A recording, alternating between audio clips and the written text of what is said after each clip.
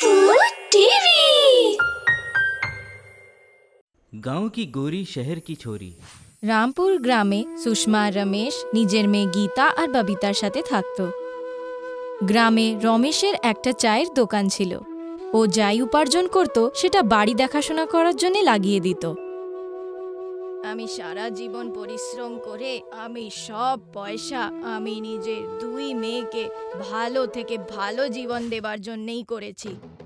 আপনার এই ভালোবাসার জন্যেই দুটো মেয়েই বিগড়ে গেছে। একজন শুধু ফ্যাশন আর মেকআপেই লেগে থাকে, আর আরেকজন সারাদিন বই নিয়ে বসে থাকে। মেয়েরা তো বাপের বুকের পাঁজর হয়। বাড়িতে দুটো বড় বড় মেয়ে থাকা সত্ত্বেও সব কাজ আমাকেই করতে হয়। আমি বলি দুজনে তাড়াতাড়ি বিয়ে দিয়ে দাও।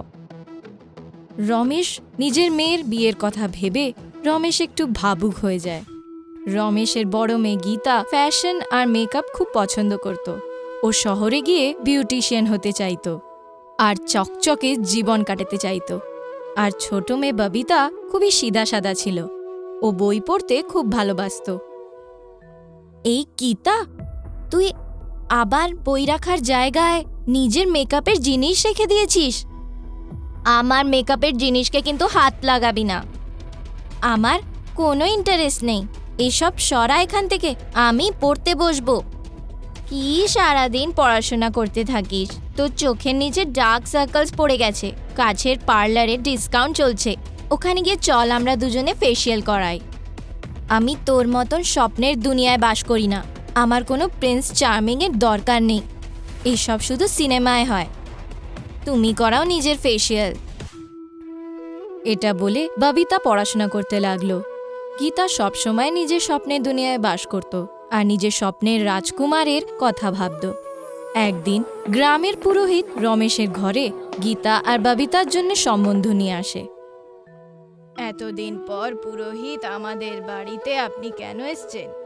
এখন খুবই গুণী আর ভালো ছেলের সম্বন্ধ নিয়ে এসছি আপনার সুপুত্রীর জন্যে। আমাদের দুই মেয়ে খুব গুণী আর সংস্কারী। বিয়ের বয়স হয়ে গেছে। কি হলো, আপনি সম্বন্ধ নিয়ে আসলেন? পুরোহিত নিজের ব্যাগ থেকে দুটো ছেলে ছবি বের করে। এই ছেলেটার নাম সুনীল। শহরে ওর বাবার খুব বড় কারোবার। আর এর নাম অমৃত। খুব হুঁশিয়ার আর ভালো ছেলে। এই কাছের গ্রামেই থাকে। রমেশ গীতা আর ববিতাকে সবকিছু বলে আর ছেলেগুলোর ছবি দেখায়। গীতাকে সুনীল খুব পছন্দ হয়। পয়সা আর ঝাঁকচমক দেখে গীতা তৎক্ষণাৎ বিয়ের জন্য হ্যাঁ করে দেয়। আর ববিতাও অমিতের সাথে বিয়ে করার জন্য রাজি হয়ে যায়। আমি শুনেছি সুনীলের কাছে নাকি খুব বড় বড় গাড়ি আছে, আর ওর বাড়িতেও অনেকগুলো চাকর আছে।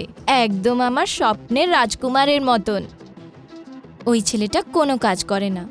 নিজের বাপের পয়সা দিয়েই ও পয়সাগুলো এমনি ওড়াচ্ছে। তুই না আমাকে ঈর্ষা করিস। তোর হবু বর আমার হবু বরের সামনে কিছুই না। দুবেলা দুমুঠো খাবার তো ঠিক করে কামায়।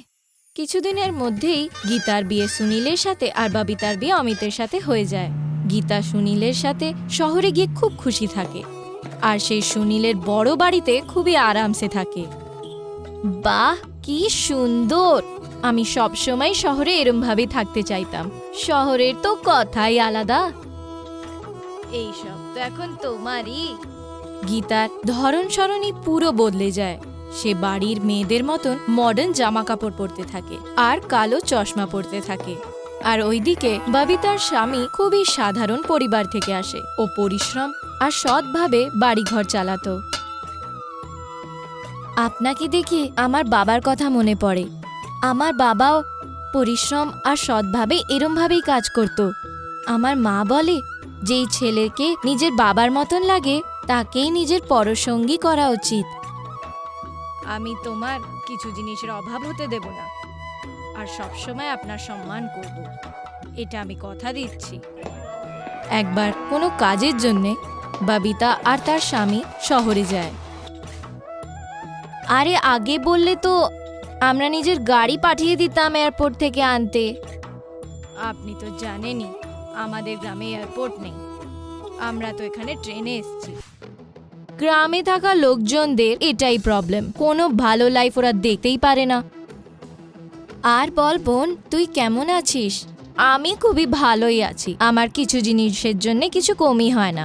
লাইফও তো এইরমই। গ্রামে কি আছে? গীতা আর তার স্বামী সুনীল ববিতা আর অমিতের সাধারণ লাইফের খুব মজা করতে থাকে। তুমি জানো এখানে সব কাজ কাজের লোকেরাই করে দেয়। পরিষ্কার থেকে নিয়ে খাবার বানানোর সবার জন্যে চাকর আছে। তাহলে তুমি কি করো? আমি কেটি পার্টিজে যাই, বড় বড় মল আর ডিস্কোতে পার্টি করি। এইসব গ্রামের জীবনে কোথায় পাওয়া যায়? আমার মনে হয় তুমি অমিতের সাথে বিয়ে করে ভুল করেছো। অমিতের পয়সায় এসব তুমি আর কি বা করবে? ববিতার নিজের স্বামী সম্পর্কে এসব শুনে খুব খারাপ লাগে, কিন্তু সে কিছুই বলল না। তখনই ওখানে সুনীল এসে যায়। আজকে আমার অফিসে খুব বড় পার্টি, তোমরা দুজনও নিশ্চয়ই আসবে। এমনিতেই তুমি গ্রামে এত বড় পার্টি কোনোদিন দেখোনি। আর হ্যাঁ, ভালো জামা কাপড় পরে আসবে। তোমার কাছে যদি ভালো কাপড় না থাকে তাহলে আমার আর গীতার কাপড় পরে নিও।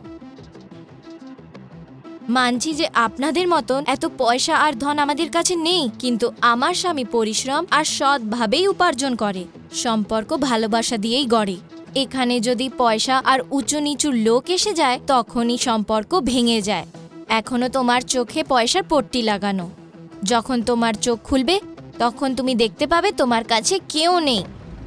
ববিতা অমিতের সাথে ওখান থেকে চলে যায়, আর কোনোদিন সে গীতার বাড়িতে ফেরত যায় না। আমার সাধারণ জীবনযাপনের জন্যে আজকে তোমাকে তোমার বোনের সামনে ছোট হতে হলো। এটা কি বলছেন আপনি? আপনি সবসময় আমাকে সাপোর্ট করেন, আপনি আমাকে পড়াশোনার জন্য হেল্প করেন। আমি আর কিছুই চাই না। এরমভাবে কিছু সময় চলে যায়। আমিত ববিতাকে নিজের পড়াশোনার জন্য খুব হেল্প করে। একদিন ববিতা আইএএস এক্সাম ক্লিয়ার করে নেয় আর সে কালেক্টর হয়ে যায়। এইসব আপনার সাপোর্টে ছাড়া করতে পারতাম না।